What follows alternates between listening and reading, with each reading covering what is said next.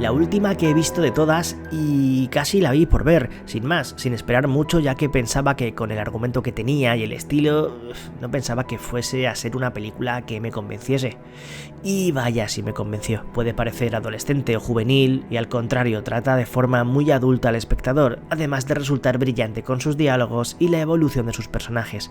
Vampira humanista busca suicida nos presenta a Sasha, una joven chupasangre que tiene el inconveniente de que no le gusta matar a otros para alimentarse. Esto puede funcionar mientras papá y mamá cazan para ti y te mantienen, pero después supone un enorme problema. El conocer a Paul, un joven deprimido que está harto de la vida, puede ser un buen remedio tanto para ella como para él.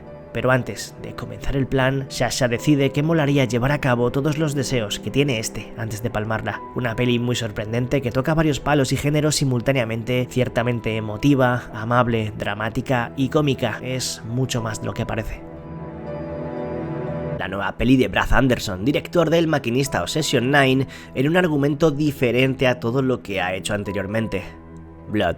Una historia de vampiro sin vampiro realmente, donde un pequeño, después de un extraño suceso, después de mudarse a su nuevo hogar junto a su madre y a su hermana, resulta gravemente herido. Al despertar, cuando parece que algo incomprensible está acabando con su vida, siente una necesidad incesante de consumir sangre, lo único que parece hacerle mejorar.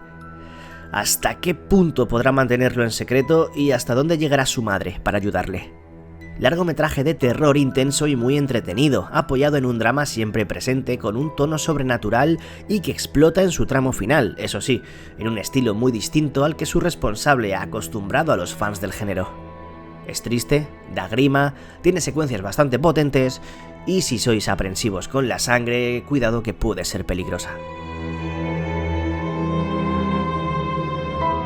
Es una pena que ya el póster, el tráiler o la forma de anunciarse cuando se estrenó spoilease qué secreto esconde la pequeña protagonista de la peli. No dejaba de tener la sensación mientras la veía que cómo hubiese ganado el desconocer completamente lo que iba a pasar, sobre todo porque hasta que llega el momento de la revelación, una revelación, lo dicho, que ya no sabemos, pasa casi media película. Aún así, Abigail es de lo mejor dentro del tema vampírico que ha salido últimamente. Un grupo de criminales secuestran a una joven de 12 años para pedir por ella 50 millones de dólares. Con el paso de las horas, estos van uno a uno desapareciendo y conociendo la verdad sobre la pequeña. Violenta, rápida, también con bastante comedia, dos partes muy diferenciadas y caras conocidas como Melissa Barrera, Dan Stevens o Giancarlo Espósito. Aunque la que está realmente bien es Abigail, una prometedora Alicia Weir, aunque me recuerda mucho a Livide, aunque sea artísticamente es un sí. Un retrato de familia único y aterrador, creo que extremadamente poco conocido y donde se nos viene a contar una especie de cuento de vampiros totalmente alejado de lo que primero imaginamos al oír ese término. Mi corazón no late si no se lo dices. Bajo este título tan impresionante y certero se nos sitúa en una casa en la que viven tres hermanos, el más pequeño de ellos en una situación extrema debido a una cruel enfermedad que lo debilita diariamente, haciendo imposible su existencia y viviendo únicamente bajo el techo de casa. Lo único que le mantiene con vida es la ingesta de sangre humana, una necesidad con la que conviven y por la que tanto su hermana mayor como su hermano hacen lo imposible por llevarle y evitar su desaparición, aunque eso pueda desembocar en llevar a cabo actos terribles. En una burbuja a punto de estallar como esta, cualquier suceso inesperado puede llevar todo aún más al límite. Oscura, lúgubre, tétrica y angustiosa historia de dolor y de sangre hasta el último segundo. Aparece otra vez el rey de los vampiros, de nuevo Drácula en una de las últimas donde le hemos podido ver. Un Drácula que tiene de especial nada más y nada menos que estar interpretado por el siempre genuino y camaleónico Nicolas Cage. Renfield es una de las mejores comedias de terror de los últimos tiempos, donde Nicholas Hoult pone rostro al eterno ayudante de Drácula, el cual después de muchos siglos llevando víctimas para alimentar a su jefe decide que ya está bien y está convencido de querer cambiar su vida. Acción, mucho humor absurdo y una trama que a pesar de no tomarse en serio a sí misma, resulta ser convincente y llamativa, yendo cada vez a más e igualando su intensidad al tono siempre desenfadado que tiene. Mejor de lo que esperaba antes de verla, y además de ser puro entretenimiento, es realmente divertida. La menos terrorífica del vídeo, puede que sí, pero una de las mejores sin duda.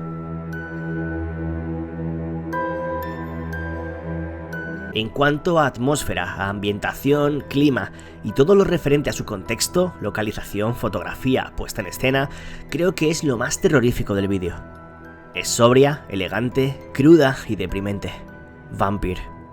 La producción serbia de terror, país que no se prodiga demasiado en cintas de género, nos cuenta cómo su protagonista llega desde Londres a un pequeño pueblo perdido de Europa a cuidar de un cementerio. La cosa ya promete oscuridad y mal rollo, pero lo que va a encontrarse en la zona va a ser peor que el trabajo que ha ido a realizar.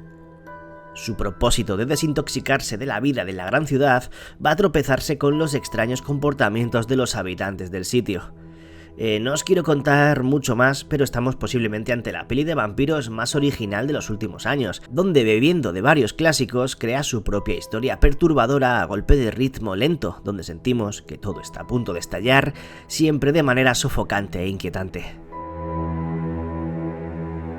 Dos miniseries, por cierto, bastante interesantes si no las habéis visto, una secuela, horrible por cierto también, y una especie de mini mundo en su interior que parece difícil de abarcar, y lo es, pero a pesar de ello, 30 días de oscuridad consiguió retratar esa realidad nocturna, donde el negro y el rojo se mezclan en una de las películas de vampiros más especiales de los últimos 20 años, en esa fría localización y además, gracias a su contexto, también de las más terroríficas con los monstruos chupasangre.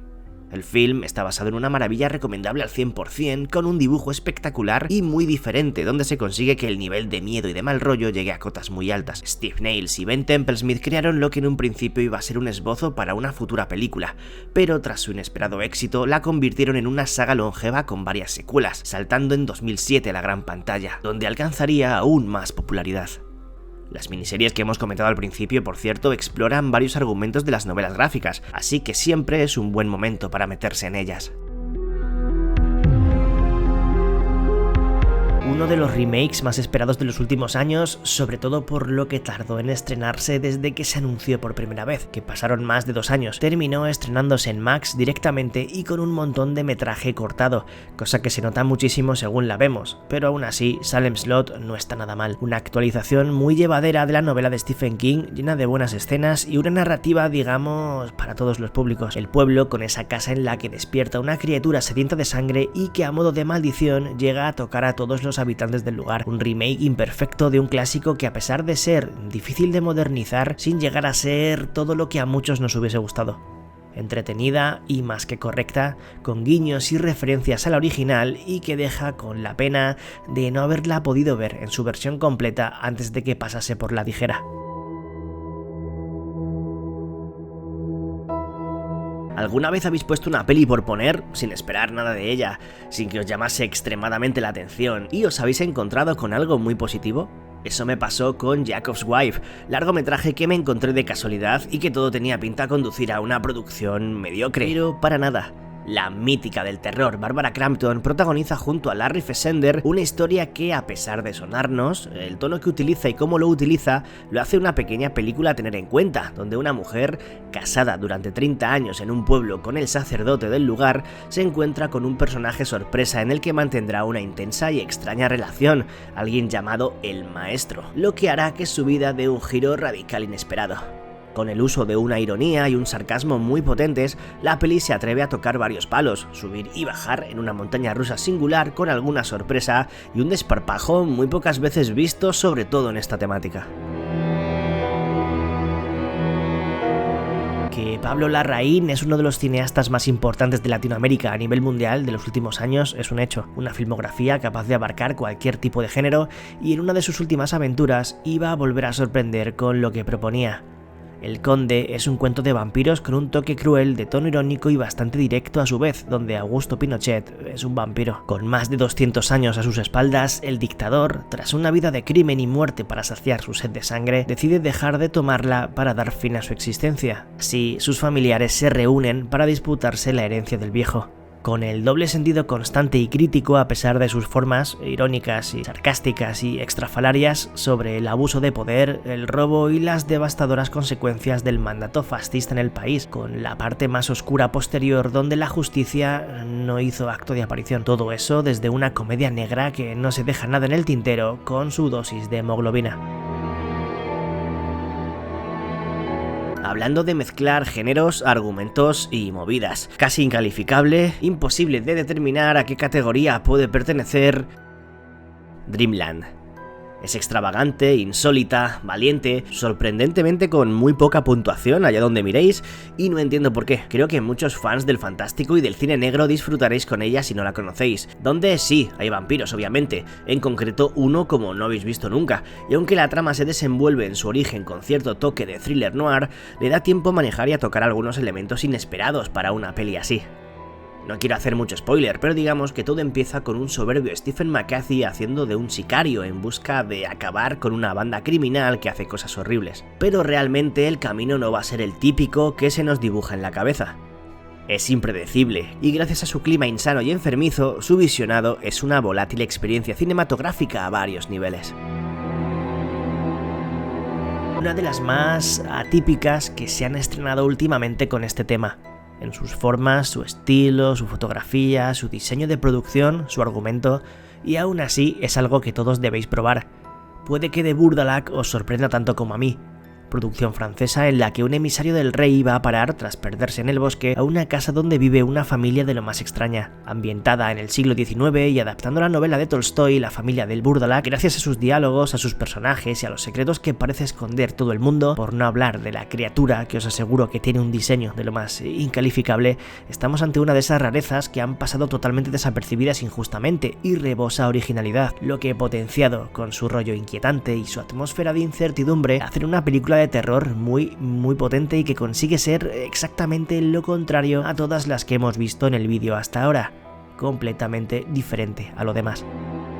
Un largometraje que bebe bastante de la maravillosa Lo que hacemos en las sombras, donde vamos a conocer a un grupo de vampiros muy peculiares que van a tener una visita inesperada.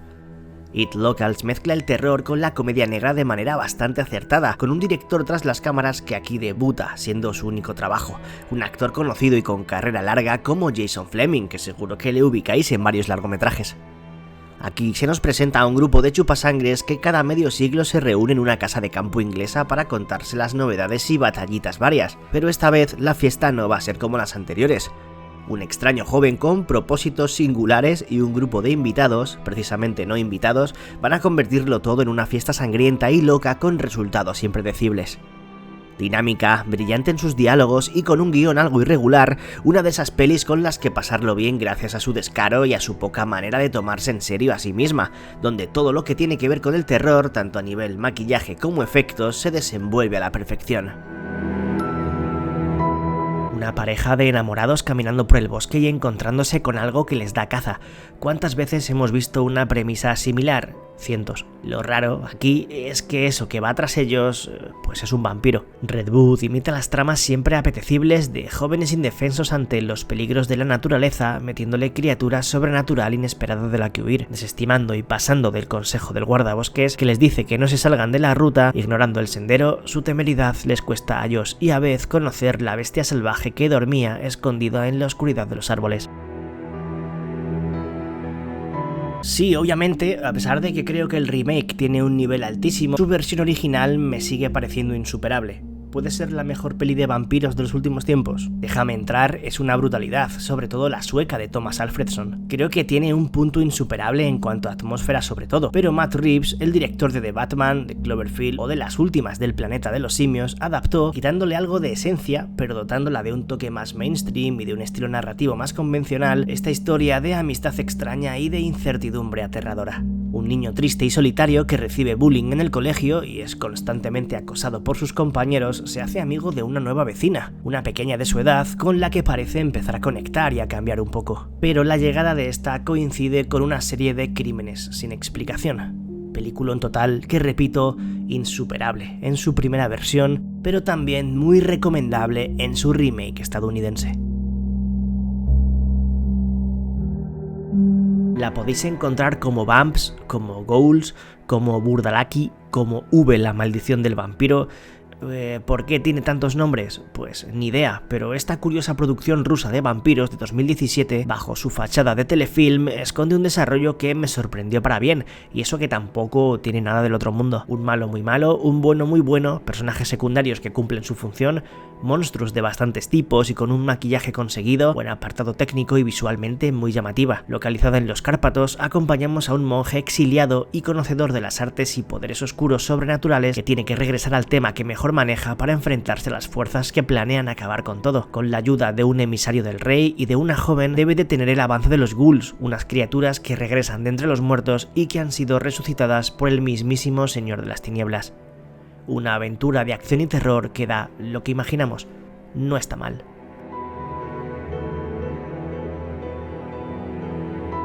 Este vídeo ha sido posible gracias a los bichos miembros del canal y a los bichos mecenas de Patreon. Os quiero un montón, gracias por seguir ahí y gente, que nos vemos en la próxima. Un saludo a todos y a todas de parte de Bicho14.